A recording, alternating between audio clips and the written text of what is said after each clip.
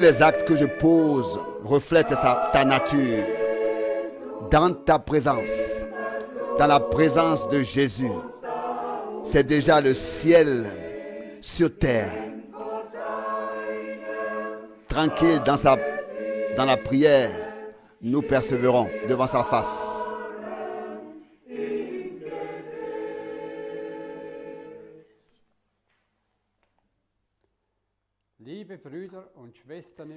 Bien mes frères et sœurs dans le Seigneur,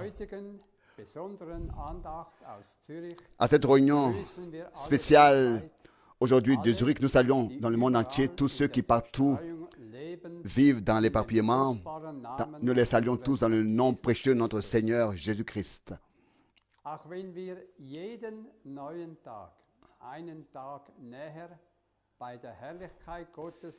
Chaque jour que nous vivons est un jour plus proche de la gloire de notre Dieu.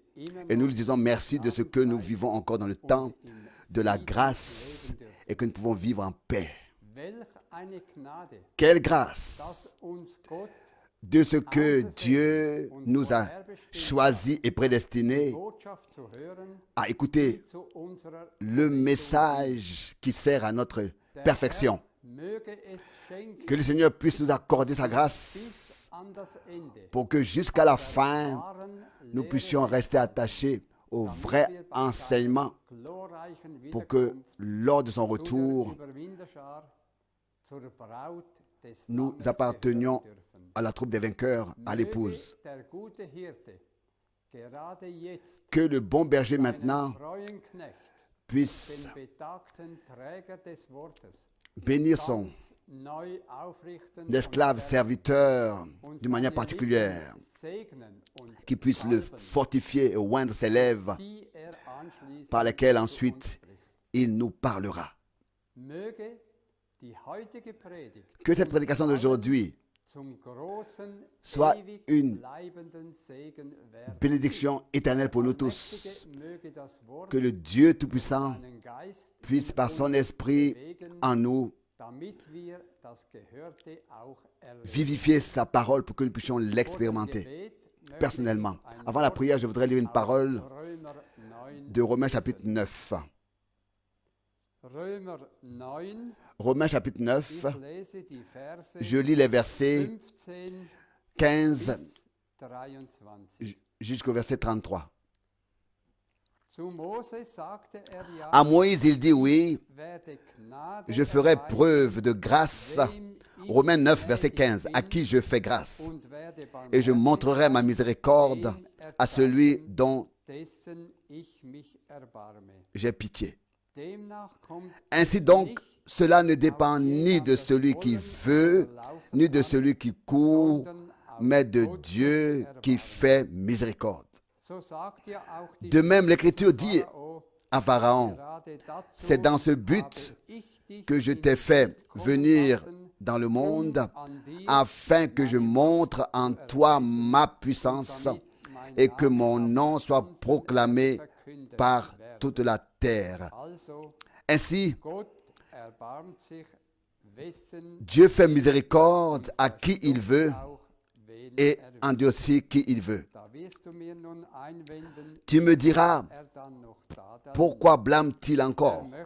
Car qui est ce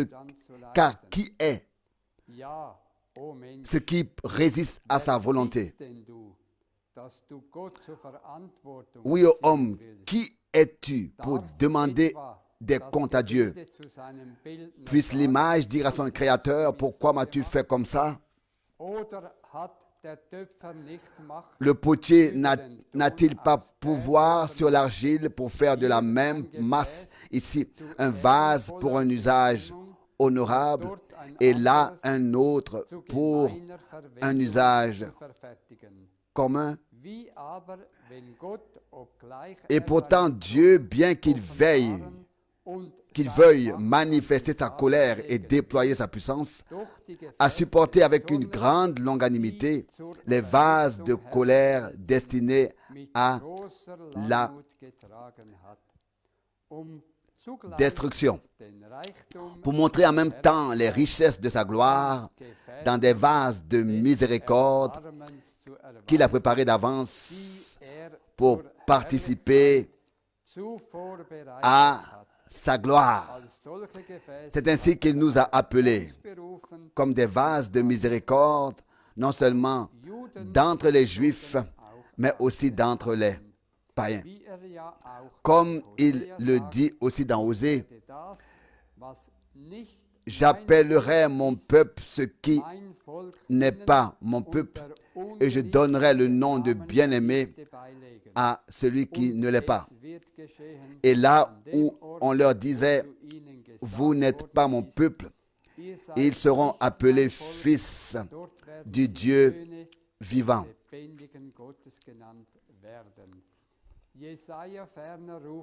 Ésaïe s'exclame encore à haute voix à propos d'Israël.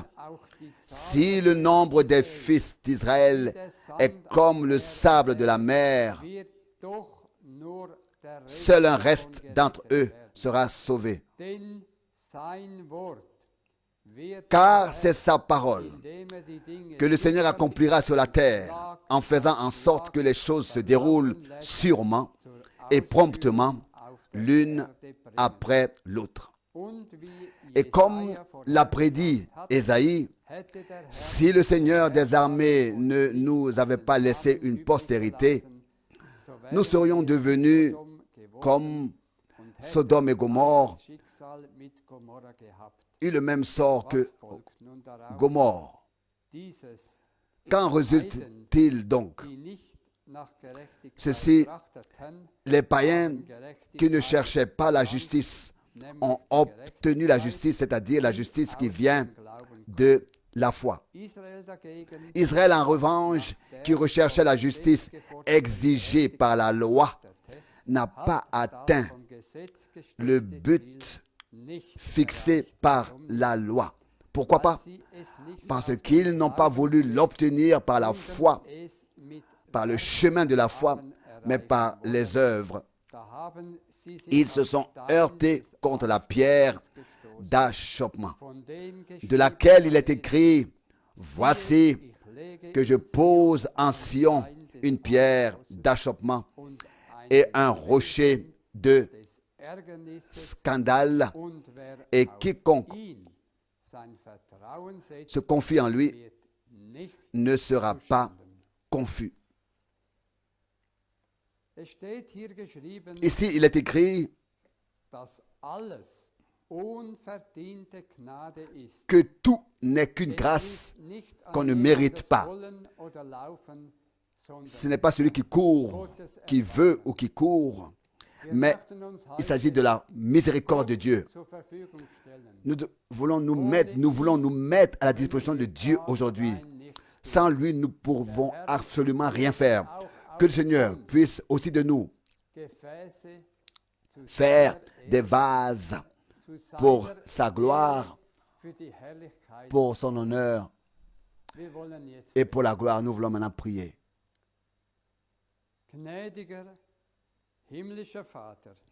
Père céleste, plein de grâce, ensemble nous regardons à toi. D'où vient notre secours? Nous te remercions de ce que ton évangile éternel, valable éternellement, et ton œuvre accomplie de la rédemption sont une réalité. Et nous avons la grâce de nous y reposer. Oh, pense, notre Dieu, à l'alliance que tu as faite avec nous. Pense au sang que tu as versé pour nous. Toutes tes promesses que tu nous as données, et accorde-nous ta vie éternelle. Nous sommes reconnaissants de ce que ta droite est encore élevée et conserve la victoire. Que nous ne puissions plus regarder aux choses visibles, mais que seulement nos yeux soient fixés sur toi. Oh, quelle espérance et quel refuge de ce que tu reviendras bientôt et que tous nous te verrons. nous les croyants. Fortifie notre bien-aimé frère Franck. Continue à le faire d'une manière jamais été auparavant. Et aussi de manière palpable. Fortifie-le dans son corps. Bénis tout ton peuple rassemblé dans le monde entier et place-nous nouvellement sur des pieds de la foi et de la victoire. Seigneur, tu es si bon. Ta grâce ne cesse jamais et ta miséricorde est valable pour toujours. Seigneur, nous te remettons toutes choses, tout le reste entre tes mains bénies et nous te faisons confiance jusqu'à les choses les meilleures sont encore dans le futur pour nous, dans le proche futur. Toi, le seul vrai Dieu, appartient toute l'honneur, toute la gloire, toute la louange, toute la reconnaissance et l'adoration dans le saint nom de Jésus. Amen.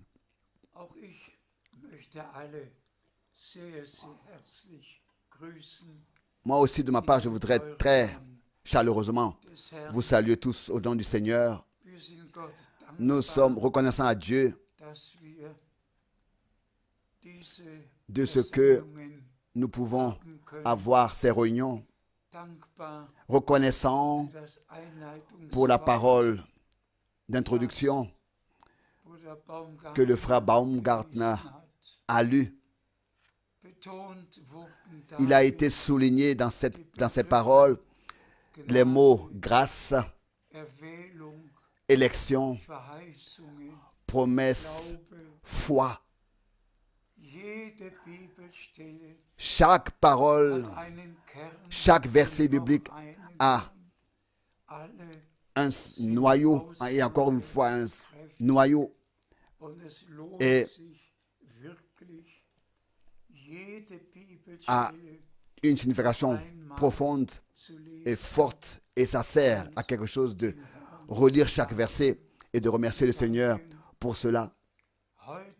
Aujourd'hui, pour moi, c'est un jour très spécial. Comme première chose, je voudrais tous en Suisse, saluer tous en Suisse, tous les frères et toutes les sœurs en Suisse. Depuis plus de 50 ans,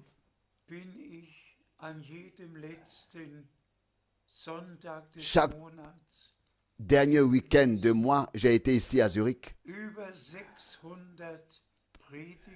J'ai tenu plus de 600 prédications ici à Zurich.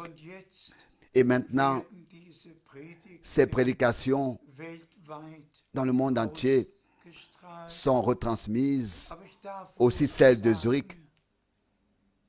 Mais je peux dire que depuis 1961, alors que pour la première fois avec mon frère Helmut, j'étais allé en Suisse, à Zurich, pour prendre part à une réunion des hommes d'affaires du plein évangile. Depuis ce temps, mon cœur est resté ici et nous sommes les uns avec les autres profondément liés. Et je voudrais aujourd'hui exprimer ma reconnaissance.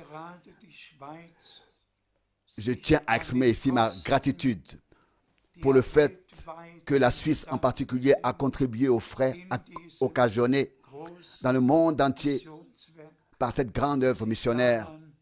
La Suisse a vraiment contribué aux frais occasionnés par l'œuvre missionnaire et tous les frères, que Dieu vous bénisse en Suisse, en Autriche, dans les pays voisins. Nous avons dans les 3 pays de langue allemande commencé l'œuvre et ensuite elle a continué dans tous les autres pays voisins. Et Dieu, depuis le commencement, a ouvert les portes, les cœurs. Et c'est ainsi que la parole du Seigneur a atteint les extrémités de la terre. Ainsi, je suis, durant toutes ces années, volontiers venu à Zurich. Et nous supposons que des réunions mensuelles pourront à nouveau être organisées, même si je ne peux plus venir personnellement. Vous pouvez avoir des réunions peuvent avoir lieu, que ce soit que les retransmissions soient écoutées ou alors que les frères servent avec la parole. Que la volonté du Seigneur soit faite en toutes choses. Ça, c'est pour nous notre souhait sincère, que la volonté du Seigneur soit faite. Revenons à la parole d'introduction. Ça a commencé, n'est-ce pas, avec la grâce. Celui à qui Dieu fait preuve de grâce à qui il fait grâce et montre sa miséricorde à celui dont il a pitié. Celui qui sauve, celui qui guérit, celui à qui il se révèle, celui qu'il mandate, qu'il envoie, qu'il appelle. Nous sommes complètement dépendants de Dieu, comme notre Seigneur lui-même a dit. Ce n'est pas moi, mais c'est le Père en moi, qui demeure en moi, qui fait ses œuvres. Et le même Seigneur, dans Jean 9, verset 19, a dit, le même Seigneur a dit, sans moi, vous ne pouvez rien faire. Lui qui a dit que le Fils ne fait rien et le Fils ne peut rien faire, a dit que sans lui, nous ne pouvons rien faire non plus. Le plus grand homme de Dieu ne peut rien faire sans la bénédiction de Dieu, sans les promesses de Dieu, il ne peut rien faire.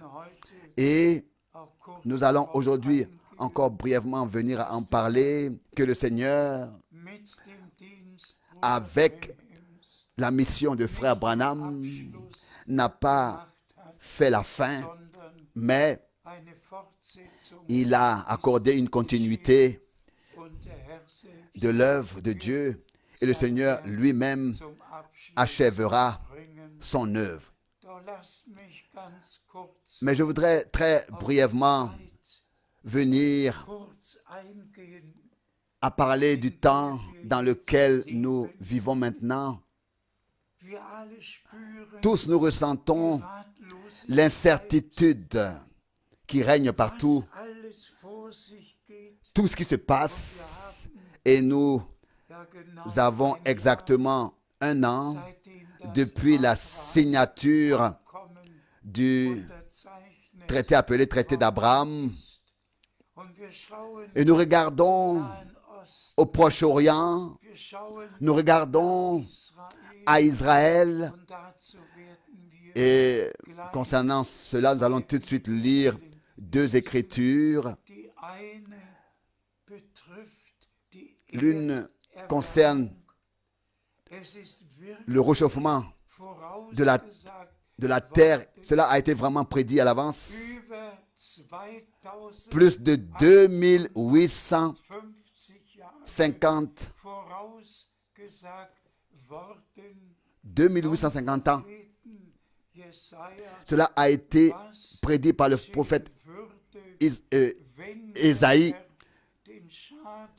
ce qui arrivera au moment où l'Éternel pensera le mal de son peuple et guérira la blessure qui lui a été infligée. Ce qui arriverait, que la lumière du soleil brillera 7 fois plus que celle des 7 jours de la semaine. Et nous parlons aujourd'hui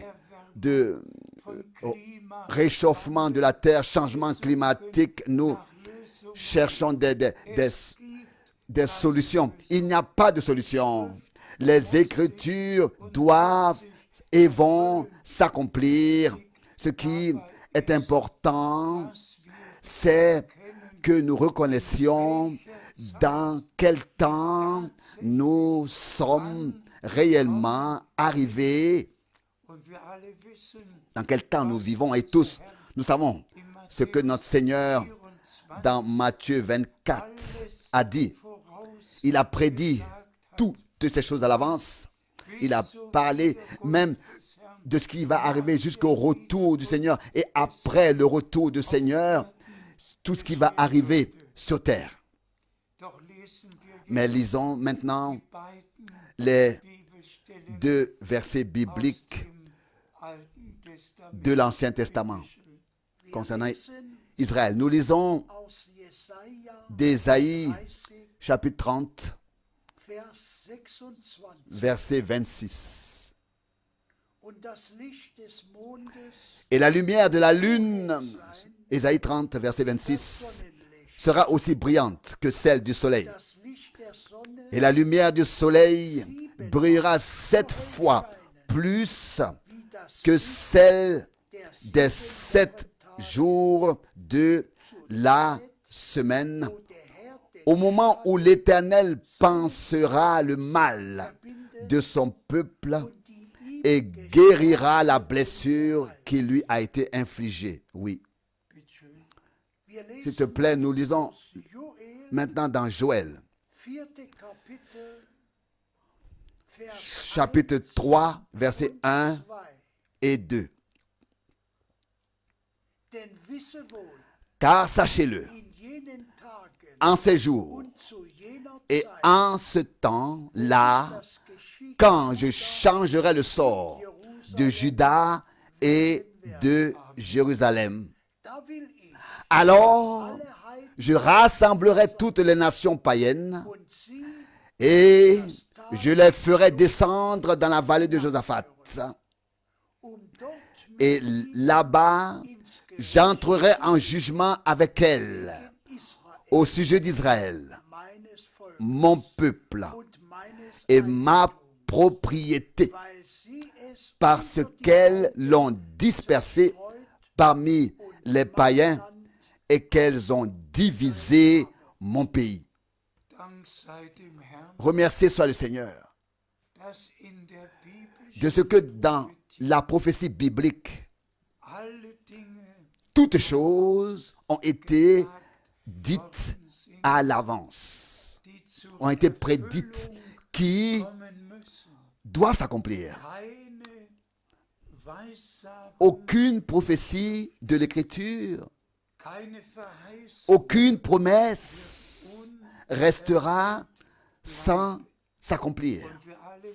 Et tous nous savons que le peuple d'Israël, n'est-ce pas, a été dispersé parmi tous les païens, les peuples païens, bien les nations, et tel que nous venons de le lire justement, et nous pourrions encore ajouter à cela d'autres versets bibliques qui en parlent, que Dieu aussi, à la fin des jours, rassemblera de tous les peuples et les langues, rassemblera son peuple, Israël, et les ramènera dans leur pays natal. Il y a eu des jours spéciaux dans le déroulement de l'histoire du salut, dans le déroulement de l'histoire en général. Nous ne voulons pas entrer dans les détails, mais il y a eu un 14 mai 1948, alors que Ben Gurion a proclamé l'État d'Israël.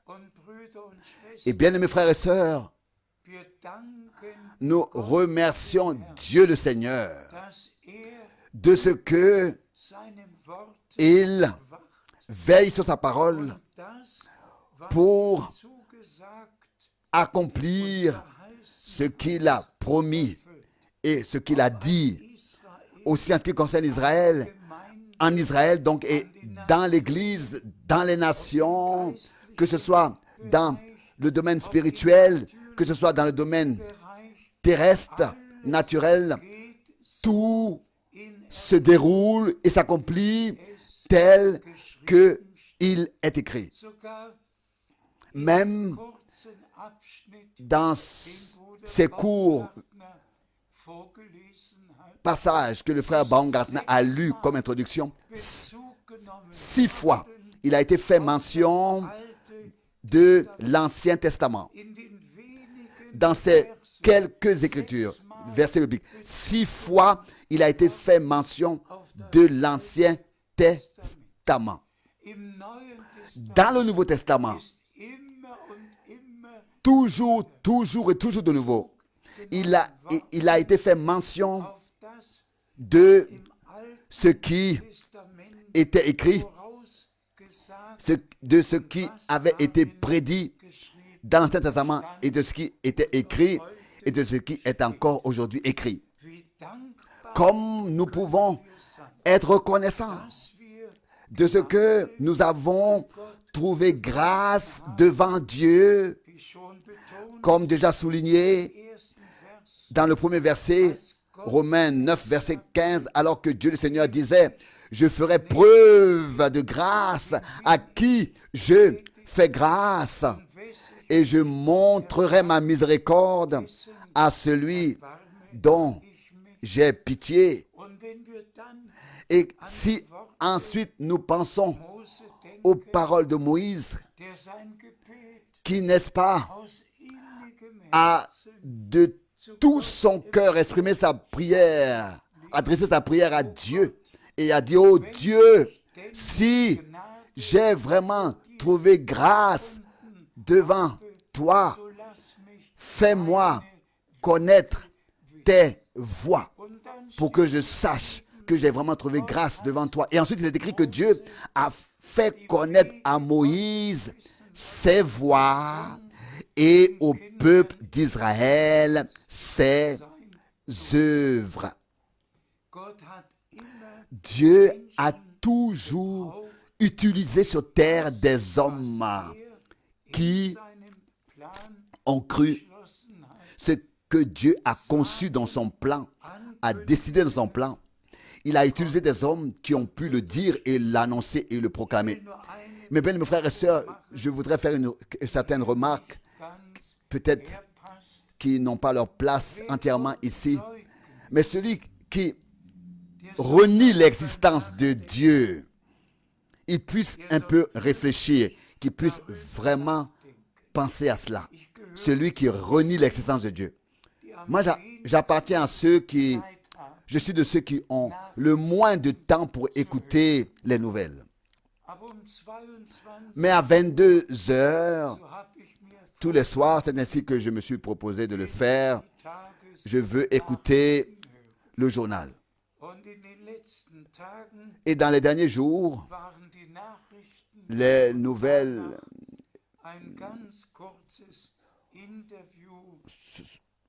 ont été écoutées, donc comme l'habitude. Et après, il y avait eu une interview avec quelqu'un qui veut atteindre une très haute position ici en Allemagne fédérale, qui veut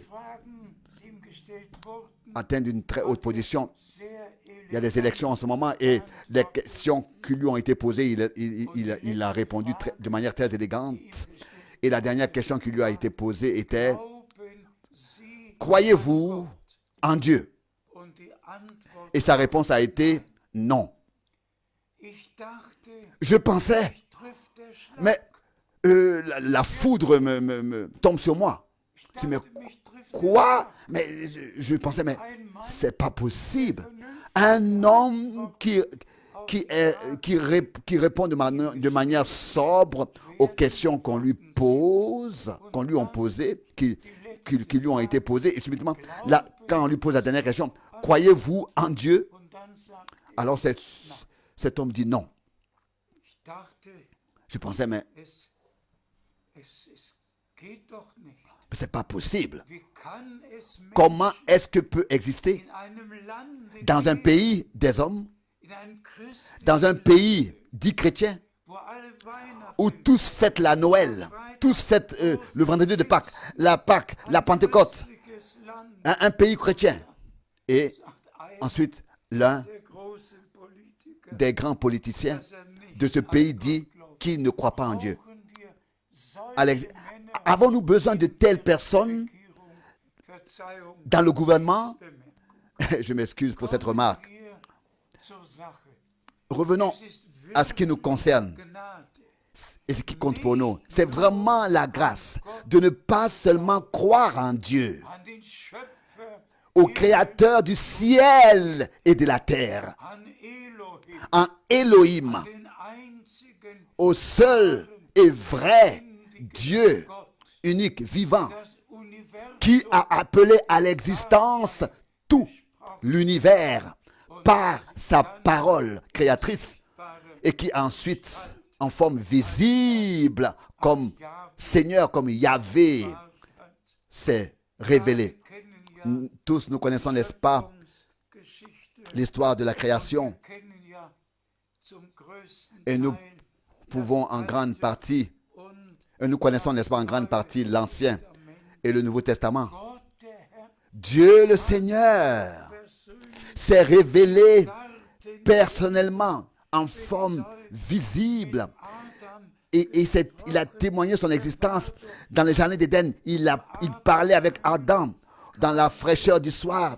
Il venait dans le paradis et il s'est entretenu avec l'homme, avec les hommes, et il a eu communion avec eux. Si on avait posé cette question à Adam, croyez-vous en Dieu? Qu'est-ce qu'aurait été sa réponse, n'est-ce pas? Bien-aimés frères et sœurs, nous voyons que seulement si nous avons personnellement rencontré Dieu, fait une expérience personnelle avec Dieu, avons entendu sa voix et sa parole, c'est à ce moment-là seulement que nous ne croyons pas seulement en Dieu, à son existence, mais nous croyons ce que Dieu, dans sa parole, a dit. Et c'est à cela qu'appartiennent tous ceux qui, dans ce temps, vraiment croient le message divin et de tout leur cœur le reçoivent. Car celui qui croit Dieu, tel qu'Abraham croyait Dieu, ce sont ceux-là qui reçoivent les promesses de Dieu dans leur époque. Dieu ne vient jamais à nous avec des mains vides. À chaque fois que Dieu a parlé, il a toujours donné des promesses, donné des instructions à la personne. Dieu ne fait jamais de paroles en l'air. Et c'est ainsi que nous remercions notre Seigneur pour tous les prophètes de l'Ancien Testament qui connaissaient Dieu personnellement, qui avaient audiblement, personnellement entendu sa voix et vu sa gloire, comme le prophète Ésaïe qui entendait la voix du Seigneur et entendait le Seigneur lui dire « Je t'envoie ». Ésaïe 6. Mais bien, frères et sœurs, il y a eu des hommes de Dieu dans l'Ancien, mais aussi dans le Nouveau Testament. Des hommes de Dieu. Combien de fois dans ces 55 ans passés, je l'ai témoigné à haute voix et clairement. Dans le jour d'aujourd'hui, beaucoup parlent de ce qui se passe aujourd'hui. Il y a tant de prédications de l'évangile et de direction de foi, des programmes, des évangélistes avec leurs programmes et leurs prédications. Oui, tout le monde religieux est plein de programmes. Mais où est Dieu? Où sont les promesses pour cette époque? Où s'accomplissent les Saintes Écritures? Qui est-ce que Dieu, dans notre temps, a mandaté, a commissionné pour apporter sa parole? Et ça aussi, nous avons toujours de nouveau, nous avons dû toujours de nouveau le dire. Le Nouveau Testament, commence avec l'action surnaturelle de Dieu. Là, l'ange Gabriel vint à Zacharie, à Marie. Là, le surnaturel partout a lieu. Pourquoi? Parce que des prophéties bibliques s'accomplissent. Et alors, subitement, un homme de Dieu apparaît. Un homme envoyé de Dieu au Jourdain et annonce le message divin. Et ensuite, un groupe lui est envoyé pour lui demander qui il est. Et ensuite, on lui a demandé, es-tu Élie? Il dit non. Il a dit non, non, je ne le suis pas. Es-tu Christ? Non, je ne le suis pas. Es-tu le prophète? Non, je ne le suis pas. Oui, mais qui es-tu? Alors, qui es-tu? Alors, et ensuite, Jean-Baptiste donne la réponse dans l'évangile de Jean, le premier chapitre, au verset 23. Je suis la voix de celui qui crie dans le désert. Frayez au Seigneur le chemin et aplanissez un chemin, une voie pour notre Dieu. Donc, il ne s'agit pas seulement comme évangéliste d'apparaître, mais d'avoir un mandat, un appel divin, un mandat lié à une mission, lié à l'histoire du salut divin. Et c'est pour cette raison que tous ceux qui écoutaient et croyaient Jean-Baptiste n'ont pas seulement cru, ne sont pas seulement devenus croyants, mais ils se sont aussi laissés baptiser. Et ça, c'était la preuve, la confirmation qu'ils avaient vraiment cru. Et ça, notre Seigneur l'a dit et l'a souligné. Celui qui croit et qui se laisse baptiser sera sauvé. Mais celui qui est resté incroyant sera condamné. Comme souvent nous avons eu à le dire, et frère Branham particulièrement aussi l'a souligné, l'incrédulité est le péché le plus terrible qui existe sur terre, qui peut exister sur terre. Celui qui remet en question ce que Dieu a dit. Et ça, c'est Satan qui l'a fait lui-même. Satan a remis en question ce que Dieu avait dit à Adam. Il a remis cela en question. Et ainsi, il a dit à Ève, est-ce que Dieu aurait vraiment dit? C'est ainsi que le doute et l'incrédulité ont existé. Et ensuite, la chute de l'homme, la séparation et la mort. Bien-aimés frères et sœurs, c'est pour cette raison que Paul écrit dans Hébreux 3, au verset 12, « Qu'en vous, il ne soit pas trouvé un cœur mauvais d'incrédulité. » L'incrédulité sépare de Dieu, l'incrédulité est mortelle, fini, plus rien. Plus rien, fini. Fini, pas encore écouter une autre prédication, ce n'est pas nécessaire. Celui qui ne croit pas Dieu le fait menteur et s'exclut pour toujours. C'est fini. Et c'est pour cette raison que c'est tellement important de croire ce que l'Écriture dit et tel que l'Écriture le dit, mais pas seulement de croire ce que l'Écriture dit sur ce qui a été dit à Abraham, sur ce qui a été dit à Noé, sur ce qui a été dit à Moïse, sur ce qui a été dit aux prophètes, pas seulement de le croire, ce qui a été dit autrefois à Pierre, tout ce qui a été dit à Paul autrefois, ou bien alors ce qui est écrit dans la Bible, de le répéter tout simplement. Non. Mais il faut qu'il y ait une relation, une liaison personnelle directe, rétablie avec Dieu, vivante, réelle. Et la foi vient de ce qu'on entend de la prédication, et la prédication vient de la parole de Christ, de la parole de Dieu. Aujourd'hui, s'il vous plaît, permettez-moi que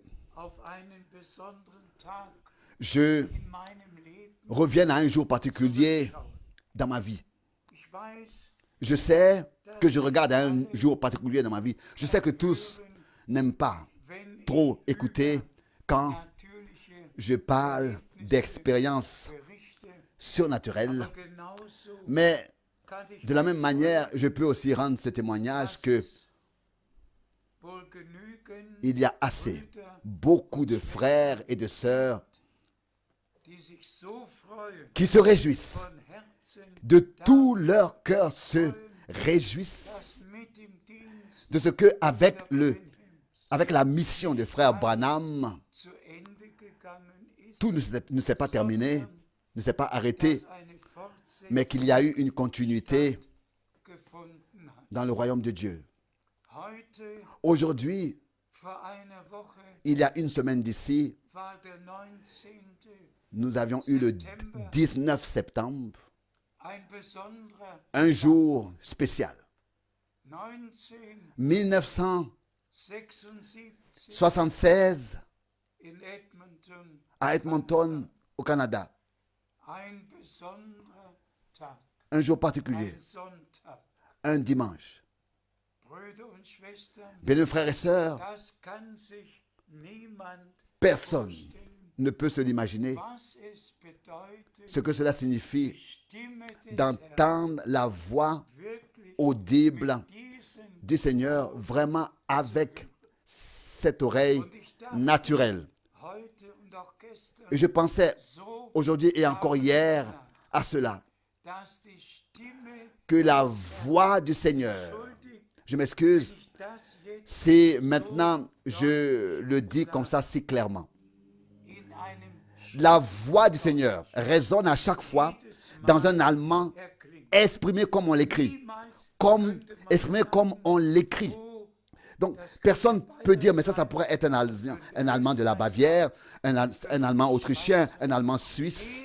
Non, à chaque fois, c'est absolument, à chaque fois, c'est un Allemand comme on l'écrit, un Allemand pur, clair, net. Chaque syllabe est prononcée distinctement. Mais ça seulement comme ça, entre parenthèses. Bien-aimés frères et sœurs, le week-end, le 18 et le 19 septembre 1976, je vais jamais l'oublier bien sûr, et je le prendrai avec moi dans l'éternité.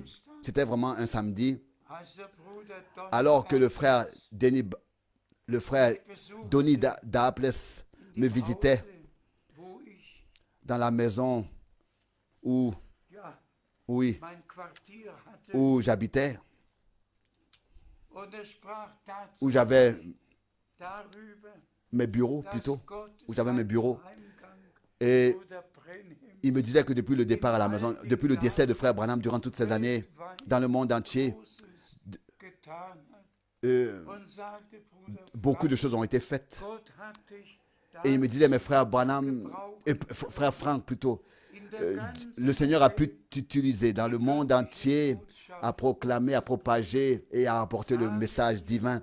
Dis-moi, est-ce que ton ministère, ta mission, ton service ne devrait pas être aussi dans la Bible, tel que la mission de frère Branham, le service de frère Branham sont trouvés dans la Bible. Je lui ai tout de suite coupé la parole. Et je lui ai dit, s'il te plaît, arrête avec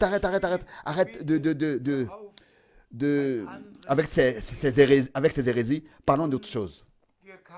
C'est ce que je lui ai dit. Et nous avons commencé à parler d'autre chose. Ça, c'était le samedi entre 10 et 11 heures le matin, avant midi. Et avant que nous nous quittions, je lui ai dit, mais comment est-ce que ma mission, mon service peut être dans la Bible, trouvé dans la Bible? Et le prochain matin, le soleil brillait déjà dans la chambre. J'étais déjà habillé. J'ai fait que tendre la main, j'ai pris la Bible et je me suis levé pour lire. Et tel que vous entendez ma voix maintenant, mon esclave serviteur, selon Matthieu 24, verset 45 jusqu'au verset 47, je t'ai déterminé à distribuer au temps convenable la nourriture. Ça, c'est aussi vrai que Dieu vit. C'est aussi vrai que cela est écrit noir sur blanc dans la Bible. Même et à 100%, les versets ont été cités. Dieu le Tout-Puissant et les Saintes Écritures soient témoins que c'est pas seulement qu'il a cité Matthieu 24, le chapitre, mais il a cité les versets du verset 45 jusqu'au verset 47. Il les a nommés. Vous savez, les autres versets du verset 48 jusqu'au verset 51 parlent d'un esclave serviteur fou qui imagine aussi qu'il a quelque chose à dire. Et qui s'imaginent qu'ils ont aussi quelque chose à dire. Mais ça, cela ne nous concerne pas. Ça a toujours été ainsi que Dieu envoie ses esclaves serviteurs et l'ennemi ensuite envoie les siens pour rendre les hommes de Dieu indignes de confiance. Mais maintenant, lisons une fois le texte. Vraiment. S'il te plaît, frère Borg. Matthieu, chapitre 24, verset 45 jusqu'au verset 47. Qui est donc l'esclave serviteur fidèle et sage que son maître a établi sur ses domestiques pour leur donner la nourriture au temps convenable? Béni est un tel esclave serviteur, trouvé par son maître dans une telle activité à son retour. Je vous le dis, en vérité, il l'établira sur tous ses biens. Remerciez soit le Seigneur, je m'excuse de ce que j'ai commencé trop tôt à parler. Remerciez soit le Seigneur. Avez-vous tous lu avec le frère dans le recueillement, lu avec attention, jusqu'au 19 septembre 1976, donc 76, la question était qui est donc l'esclave serviteur que son maître, que le Seigneur a établi sur ses domestiques? Qui est donc? Ça, c'était la question. Depuis que le Nouveau Testament a été écrit, qui est donc le serviteur fidèle, l'esclave serviteur fidèle et sage? fidèle et sage. Est-ce que j'en peux quelque chose? Est-ce que frère Branham en pouvait quelque chose d'avoir reçu une mission divine? Est-ce que Paul, est-ce que Pierre, est-ce que Jacques, est-ce que Jean, est-ce que l'un de ces hommes, Moïse ou bien Ésaïe, l'un de ces hommes de Dieu pouvait quelque chose? Est-ce que moi j'ai prié? Est-ce que moi j'ai demandé cela au Seigneur? Est-ce que j'ai même une fois même pensé à ce que le Seigneur me parlerait audiblement? S'il vous plaît, croyez-le. Pas une unique fois. Mais Dieu est Dieu. Et le Seigneur décide ce qu'il fait. Donc la question était, qui est donc cet esclave, serviteur fidèle et sage que son maître a établi sur ses domestiques? Pas seulement pour apporter le dernier message, pour le prêcher, mais de dire à tous les frères qui servent, et cela de la part de Dieu, leur dire qu'il ne leur est pas permis d'aller au-delà de ce qui est écrit dans la Bible. Et qu'il ne leur est pas permis d'apporter des interprétations, des enseignements étrangers, des explications, de ne jamais venir avec cette prétention. Oui, mais le prophète a dit. Tout ce que le prophète a dit doit être placé dans la Bible. Et le prophète a dit, n'acceptez rien si cela n'est pas écrit dans la Bible. Le prophète a cité Apocalypse 22 tant de fois en disant que à la parole écrite de Dieu, rien n'a le droit d'être ajouté ou retranché. Rien n'a le droit d'être ajouté et retranché. Et cela est justement l'ordre divin. L'ordre divin que j'ai reçu de veiller à cela. Et ma mission s'est déroulée réellement de deux manières. Et ça, vous le savez, n'est-ce pas tous? Pas seulement depuis aujourd'hui. Ça, vous le savez, depuis 55 ans. Depuis 55 ans. Vous savez ce que le Seigneur m'a dit le 2 avril 1962. Bien-aimés frères et sœurs, je dis la vérité. Et cela devant le Dieu Tout-Puissant. Je ne veux pas entrer dans les détails de cette expérience surnaturelle, puissante, alors que je fus pris de mon corps et que je pouvais me voir ici allongé avec les bras tendus et je m'entendais dire ces paroles et je me voyais et je disais au Seigneur, bien-aimé Seigneur, ils ne m'écouteront pas. Et le Seigneur a répondu, mon esclave serviteur, le temps arrive où ils t'écouteront. Mais ici, il y a les deux points. Il a été dit premièrement, je t'enverrai de ville en ville pour prêcher ma parole. Ça, c'était la première chose. Ensuite, la deuxième chose était, il y aura une grande famine. Donc, approvisionnez-vous d'aliments. Et nous ne pouvons pas aussi entrer dans les détails de ces choses. Mais le prophète de Dieu, dans notre temps, le 1er avril 1962, justement, a dit, le 1er avril 1962, il a dit, je ne peux pas entreprendre ce voyage en Suisse. Je dois retourner à Jeffersonville pour là-bas emmagasiner la nourriture, stocker la nourriture. Le même homme de Dieu, dans le premier sceau, a parlé de ce que la nourriture doit être emmagasinée.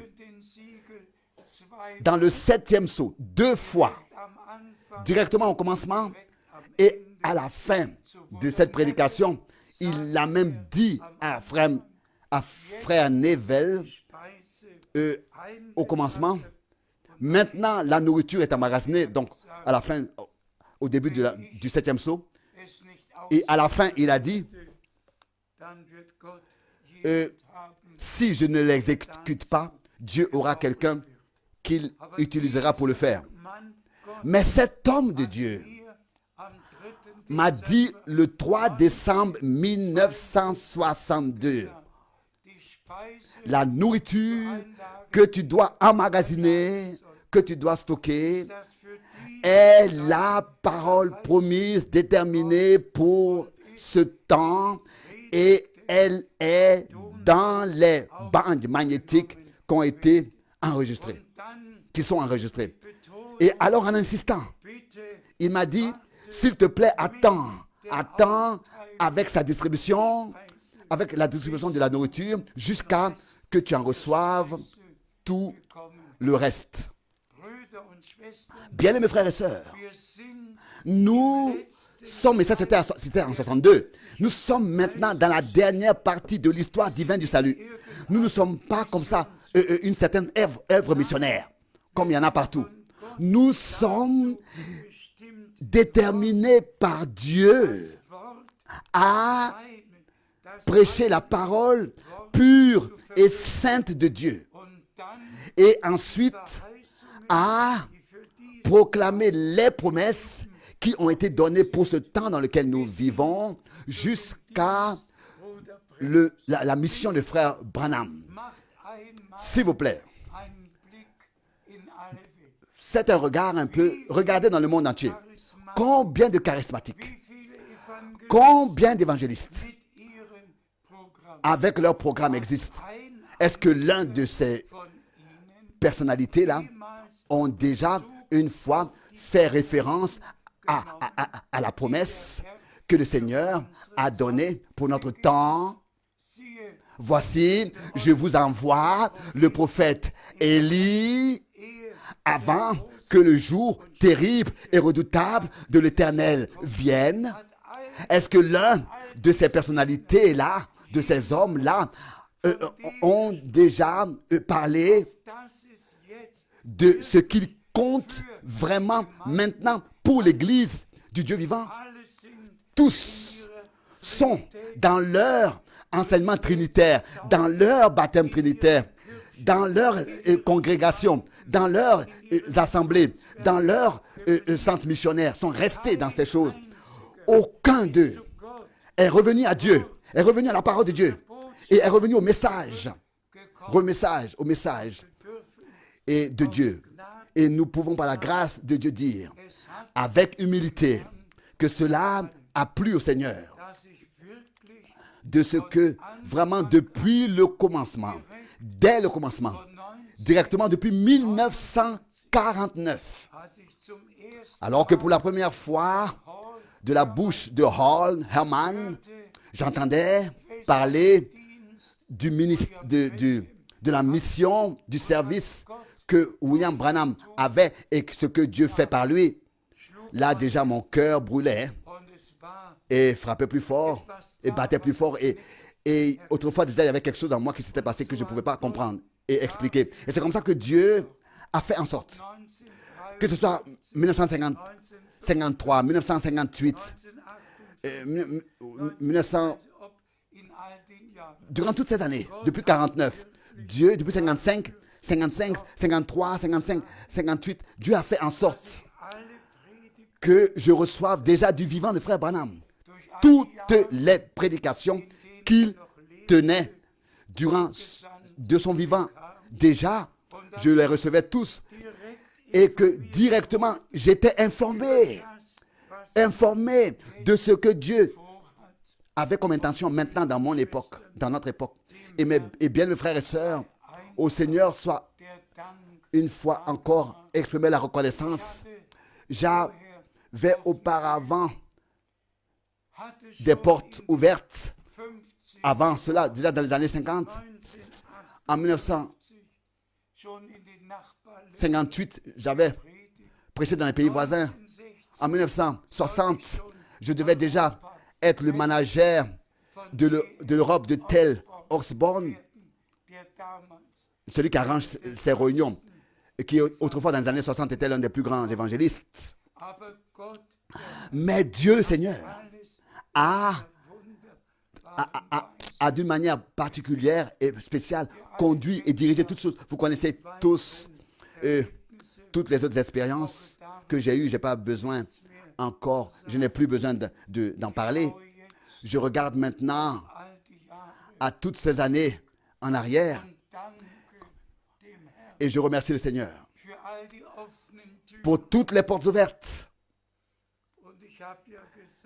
Et je l'ai dit, combien de fois dans ces 50 ans passés, j'ai prêché à Zurich. Combien de fois? Et j'ai mentionné que aussi les prédications des années 80 maintenant peuvent être entendues dans le monde entier. Elles sont retransmises. Mais de la même manière, le Seigneur a ouvert les portes dans tous les pays voisins, n'est-ce pas?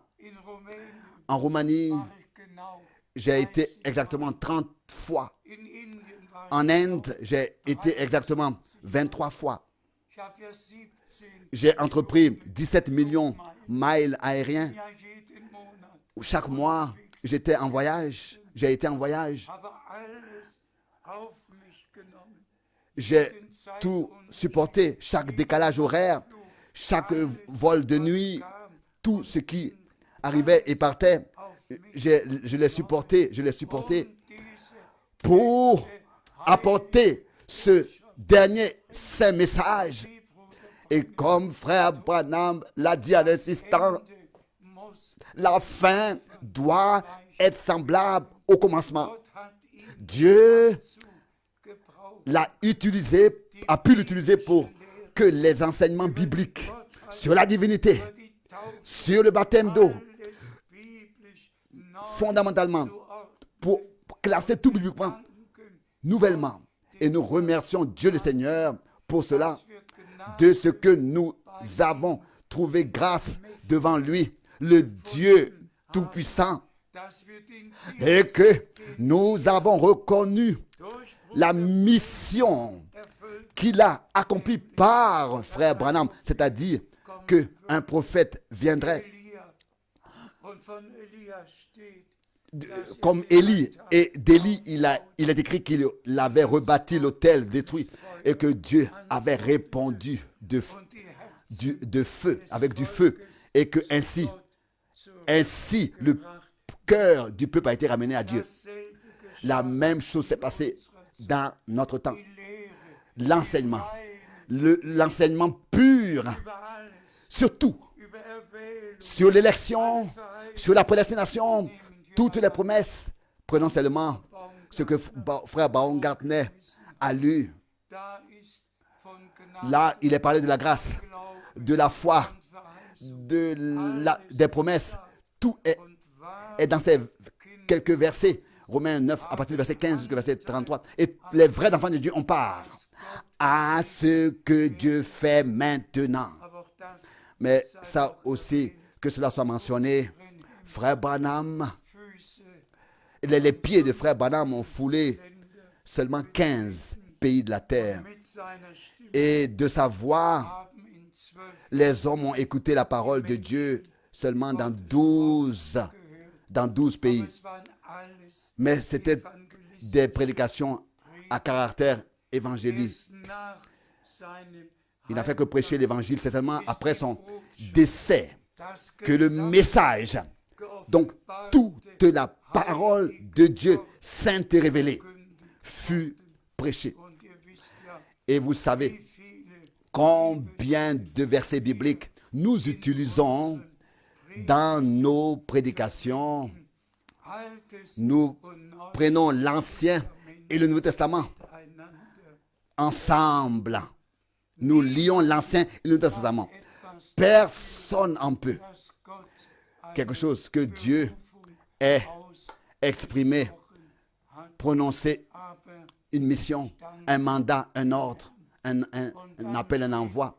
Mais je remercie le Seigneur pour cela. Et là, ensuite, il est écrit que si j'envoie, celui que j'envoie, ceux qui le reçoivent, me reçoivent, ceux qui l'écoutent, m'écoutent,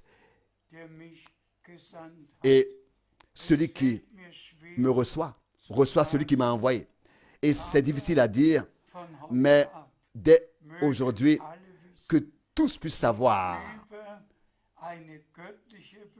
tous ceux qui, n'est-ce pas, rient et se moquent d'un appel divin et passent outre et poursuivent leur propre chemin et marchent dans leur propre voie, leur propre chemin, leur propre pensée. S'il vous plaît, posez-vous la question vous-même. Est-ce que vraiment vous avez comme ça, en faisant comme ça, trouvé grâce devant Dieu? Celui qui maintenant trouve grâce devant Dieu, Dieu lui fait savoir ses voies avec son Église jusqu'à son achèvement. Dieu lui fait savoir ses voies. Il lui laisse savoir quel est le mandat divin que William Branham a exécuté, et Dieu l'a confirmé des milliers de fois. Et de la même manière, maintenant savent aussi tous ceux, si on leur pose la question, n'est-ce pas, tous ceux qui ont trouvé grâce devant Dieu, si on leur pose la question, qui est l'esclave serviteur fidèle et sage?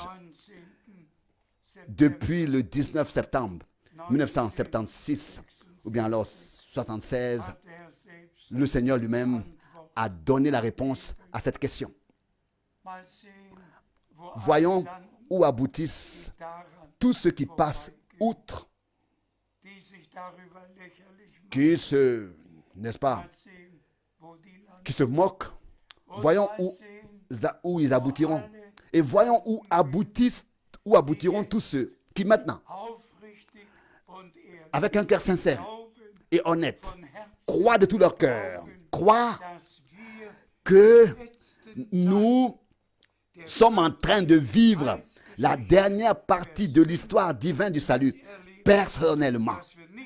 Et que ce n'est pas seulement que nous soyons en train de pouvoir parler de ce que Dieu a fait dans le service, dans la mission de frère Branham depuis 1933 jusqu'à 1965, mais que nous pouvons aussi parler de ce que Dieu a fait depuis le décès de frère Branham dans des millions de personnes, et cela dans tous les peuples, les langues et les nations, par sa grâce. Et ce sera une troupe qu'on ne peut compter, qu'on ne pourra pas compter, qui croient de tout leur cœur, qui ont été appelés à sortir, qui se sont séparés, qui n'ont touché à rien d'impur et qui portent avec moi l'opprobre et la honte, car tout ce que le Seigneur appelle passe par de la calomnie, par la persécution, par toutes sortes de choses. Mais remerciez soit le Seigneur, il a pris soin aussi pour cela à l'avance, que nous avons sa sainte parole divine dans sa forme originale. Nous l'avons entendu dans sa forme originale et nous savons que quand nous parlons du message, d'un message, nous voulons parler par cela de la sainte et précieuse parole de Dieu. Pas n'importe, pas quelque chose comme ça de quelconque, mais la sainte parole de Dieu quand nous parlons du message. Et laissez-moi encore dire cela. Le Seigneur m'a dit, je t'enverrai de ville en ville pour prêcher ma parole. Ça, c'est la première partie de la mission. Et le Seigneur, autrefois, déjà à Marseille, avait attiré mon attention là-dessus. Alors qu'il me disait à voix audible, mon serviteur esclave, lève-toi et lis 2 Timothée, chapitre 4, du verset 1 jusqu'au verset 7. Ces versets sont déterminés à toi. Ces versets sont pour toi. Pour toi. C'est ce que le Seigneur m'a dit. Ensuite, là, il est dit, du verset 1 au verset 7, prêche la parole en temps convenable ou pas. Bien-aimés frères et sœurs, je ne vous raconte pas d'histoire. Je vous dis ce que Dieu dans notre temps a fait. Que tous les frères qui servent puissent respecter de tout leur cœur, respecter que ce que Dieu a confié à Frère Branham, il me l'a ensuite confié, et que par la grâce de Dieu, j'ai pu la porter à tous les domestiques de la maison de Dieu, et cela dans tous les peuples, les langues et les nations. J'ai pu dans toutes les langues la porter aux domestiques du Seigneur. Et pour finir, nous soyons tous un seul cœur, une seule âme. Il n'y ait plus de questions à poser. Tout soit clair. Le Seigneur, quand nous serons ensuite, pour que nous soyons un seul cœur et une seule âme. Et alors le Seigneur pourra se lever et achever l'œuvre qu'il a commencé, et que dans notre temps, nous sommes en train d'aller vers la perfection, vers l'achèvement de l'œuvre de Dieu. Nous disons Maranatha. Le retour du Seigneur est devant la porte. Tous les signes des temps, tout le disent. Aussi, pour nous, la chose principale, ce sont les promesses de Dieu. Toutes les promesses de Dieu, de les croire et de les accepter, de les recevoir. Encore une fois, de Zurich, nous nous disons dans tous les peuples, les langues, que la bénédiction du Dieu Tout-Puissant se repose sur vous tous, particulièrement sur tous les domestiques, dans le saint nom de Jésus-Christ. Alléluia. Amen. Amen. Nous nous levons et remercions encore Frère Borg. Père Céleste, nous te remercions de tout notre cœur pour ta précieuse parole que nous avons entendue. Nous te remercions pour la mission de Frère Branham qui a emmagasiné la nourriture. Nous te remercions pour la mission de Frère Branham, de Frère Frank, la mission de ton serviteur fidèle à qui tu as donné ce devoir de distribuer la nourriture. Cette nourriture, nous te remercions de ce que nous sommes des témoins oculaires et iroculaires de cette mission. Tu as parlé à nos cœurs, auriculaires. Nous te remercions pour toutes les paroles de l'Écriture. Tu nous as accordé ta grâce de ce que nous pouvons croire, ce que l'Écriture dit. Ce ne sont pas nos mérites, c'est ta grâce que tu nous as accordée. Bénis ton peuple de Zurich, dans le monde entier. Tous ceux qui écoutent et qui croient ce message, ce dernier message. Je te remercie pour tout dans le saint nom de Jésus. Amen.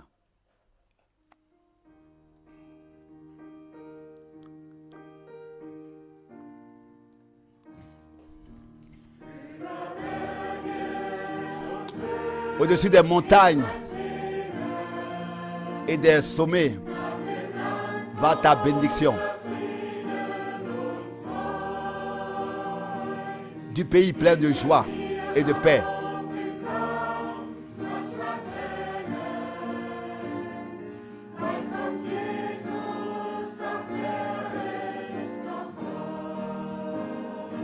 Aujourd'hui encore, tu regardes à toi. Ôte de moi tout ce qui ne te plaît pas. Tel que je suis. Seigneur, je viens à toi. Par ton sang, purifie-moi et que je sois rempli du Saint-Esprit. Accorde-moi ta grâce pour vivre pour toi.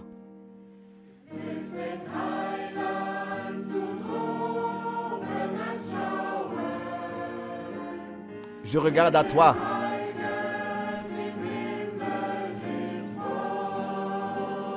Aujourd'hui,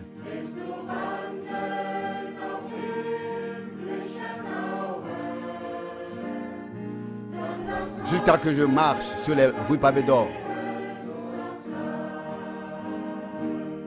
Ôte de moi tout ce qui ne te plaît pas. Tel que je suis, Seigneur, je viens à toi. Par ton sang, lave-moi et que je sois rempli du Saint-Esprit. Accorde-moi ta grâce pour vivre pour toi.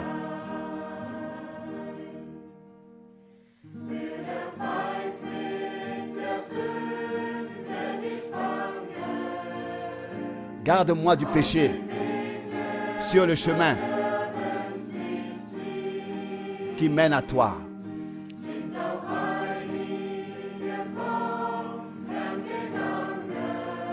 Beaucoup ont marché avant moi.